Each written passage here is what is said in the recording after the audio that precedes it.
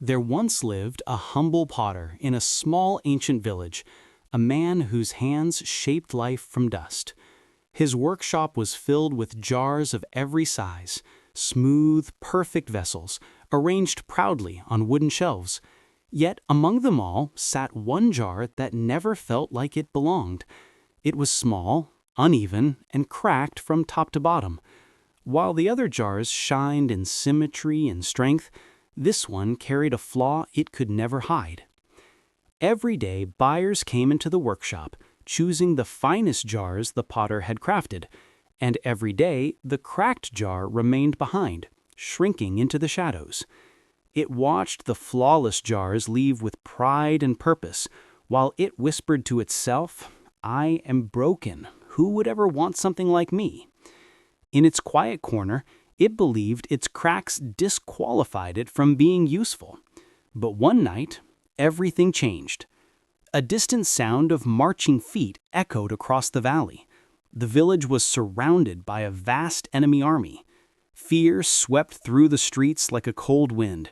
People hid in their homes, unsure of what would happen next. Yet the potter moved calmly and quietly, as if he knew exactly what the moment required. He stepped into his workshop carrying a small lantern.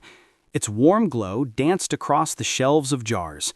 And while the perfect ones seemed logical choices for a moment of crisis, the potter's eyes fell on the cracked jar, the very vessel that thought it had no purpose. He lifted it gently, almost tenderly, as though he had waited for this moment all along. The jar trembled in his hands. It wanted to protest, to remind the potter of its flaws. But the potter smiled, as if he could hear its worries, and he whispered a truth the jar had never considered. "Because you are broken, you are exactly what I need." That night, the potter gathered a small group of men outside the village. Each one carried a jar with a hidden flame burning inside. Among them was a young man entrusted with the cracked jar. As they climbed the dark hillside overlooking the enemy camp, the jar felt its light flickering from within. But because of its crack, the light peeked out earlier than the others, glowing gently with every step. At the top of the hill, the men waited for the signal. The valley below was silent, an ocean of sleeping tents.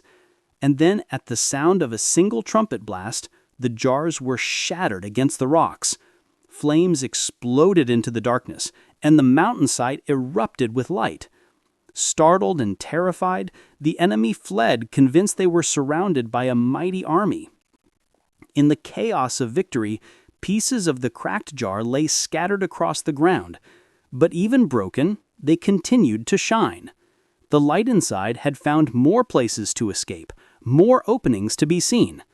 And only then did the jar finally understand. It had never been chosen despite its cracks, but because of them. The flaw it thought disqualified it had become the very thing that made it powerful. And so the story speaks to us.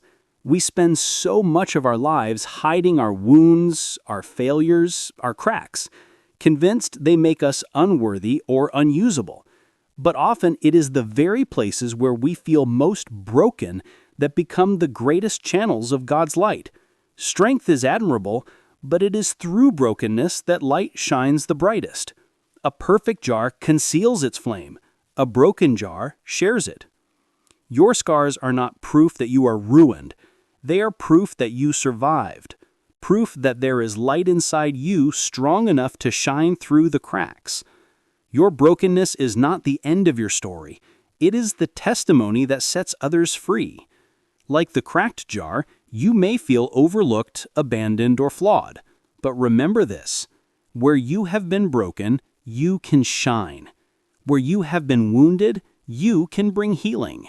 Where you have cracked, God can pour light. Your brokenness is not your downfall.